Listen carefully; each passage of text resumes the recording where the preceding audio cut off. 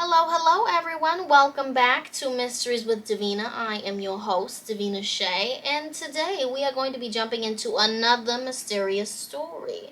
But I don't want you to all think that I'm biased or anything. We're only going to talk about murderous men. That was the last couple of stories, I know. So today we're going to talk about a murderous woman who may or may not have been America's first female serial killer. Born in 1793, and that's all I got, basically, on her history, where she came from, who her family was, all that, it was pretty much unknown. Makes me wonder if she was maybe an orphan or something, because as far as I know, no one claimed her body when she died, so either the family was too embarrassed or she didn't have any. Anyway, so Miss Lavinia Fisher, she's got a legend surrounding her, and we're going to talk about towards the end if, all the details are accurate or not. Okay, but, first, the legend. Lavinia married a man named John Fisher. The couple lived 6 miles outside of Charleston, South Carolina, at the inn they ran called the 6 Mile Wayfair House. Hence the name, 6 miles away from Charleston. You guys get it. They did this during the early 1800s. Men who were visiting Charleston began to disappear. Eventually, it was determined that all these men were last seen at the 6 Mile Wayfarer house. This is one of the first details that kind of gets me. So if these are travelers that nobody knows of, they're visiting, they're coming from outside, how is it that these people know that these travelers have gone missing? Did their family members report them, or you know what I mean? It's just interesting to me how they say that. Just suddenly the town realized all these travelers were going missing. But if they were travelers, how did they know them? How did they know they were going missing? Anyway, furthermore, investigators began an investigation, but with no evidence against the Fishers, the investigation was short-lived. Lavinia, she was a beautiful and charming woman. She and her husband were both very popular in the community, and their hotel was very well known. So she used those characteristics to help her husband rob and murder male travelers.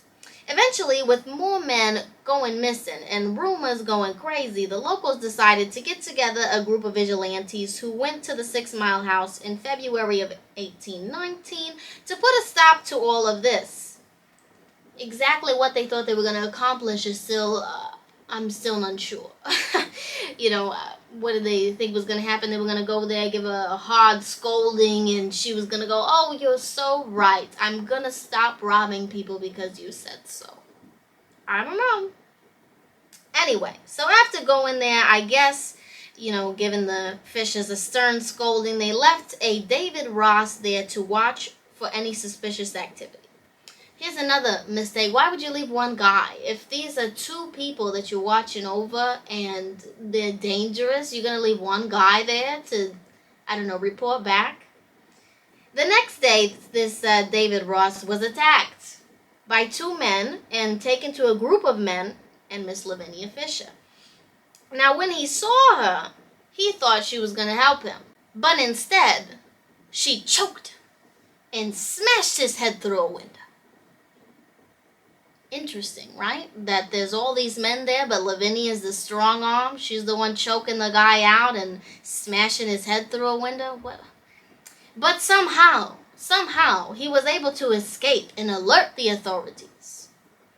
At about the same time, another John Peeples, he traveled from Georgia to Charleston.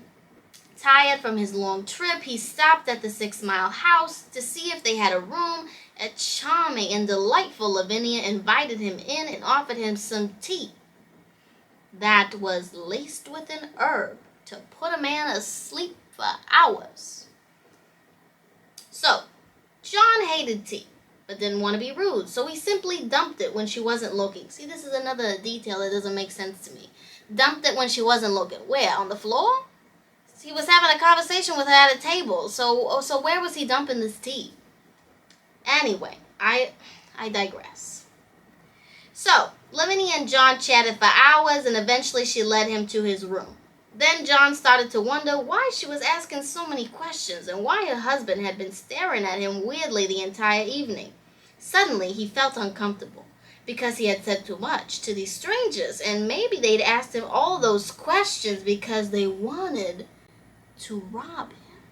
So he decides that instead of sleeping in the bed, he will sit in the chair by the door, ready if someone came in.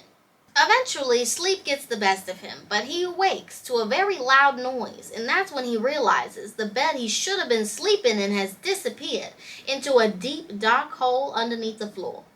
John quickly jumped out the window, got on his horse, and fled to the police in Charleston. So at this point, police now had two witnesses. So they went to the 6 Mile house and arrested Lavinia and John and two other men that had been operating with them.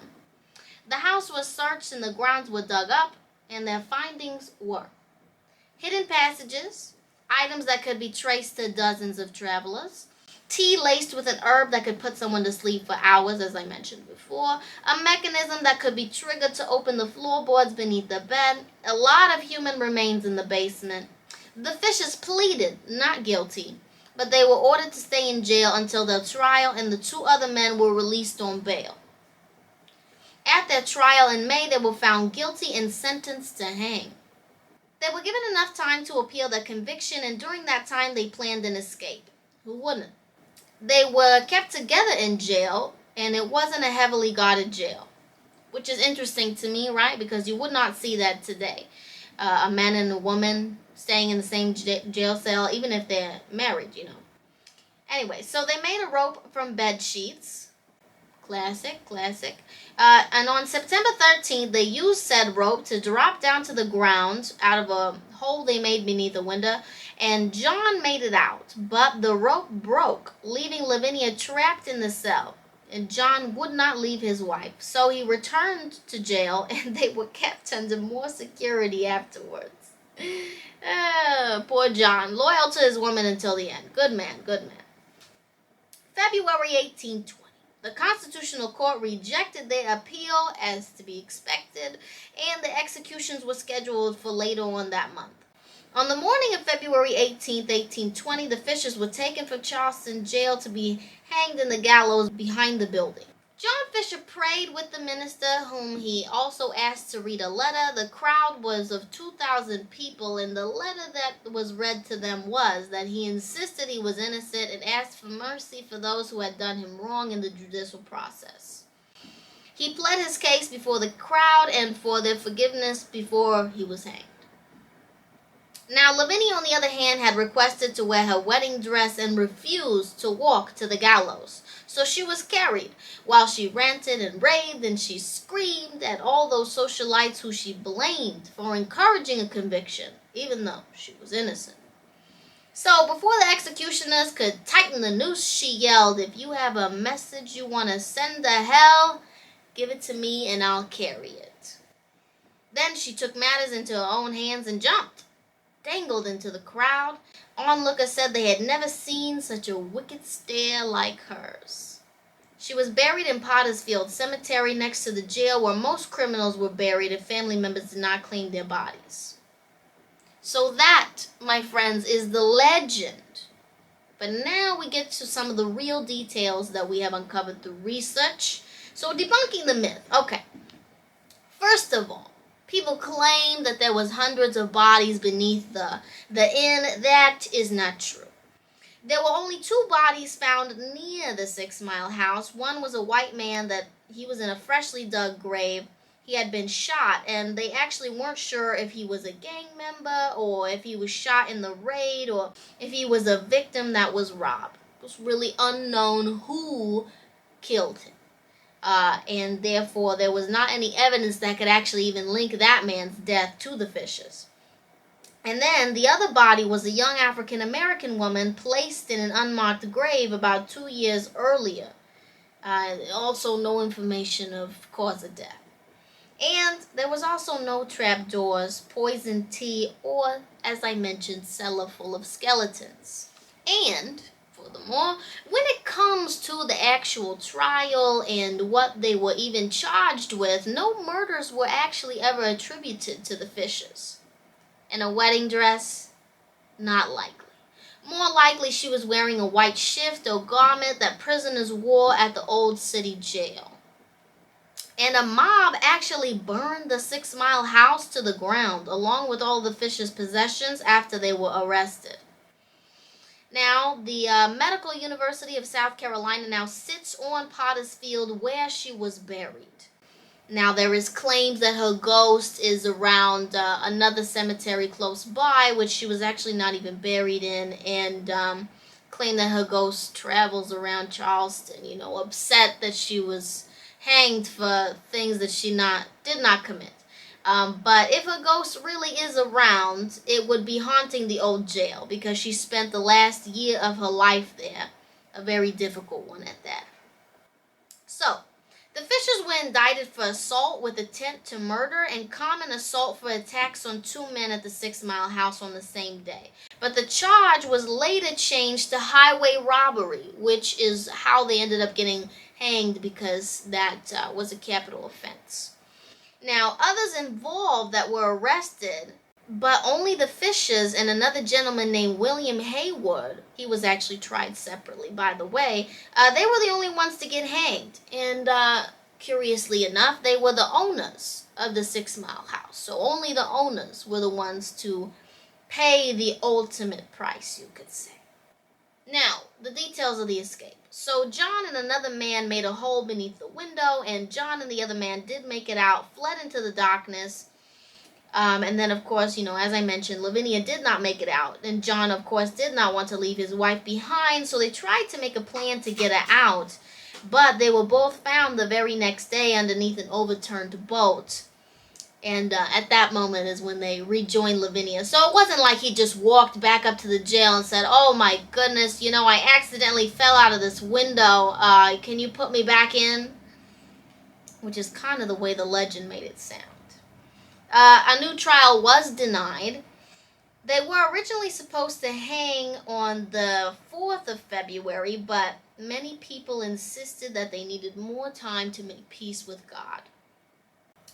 Now, she was dragged to the stand on execution day, but she was also professing her innocence. She wasn't necessarily just swearing up and down for no reason.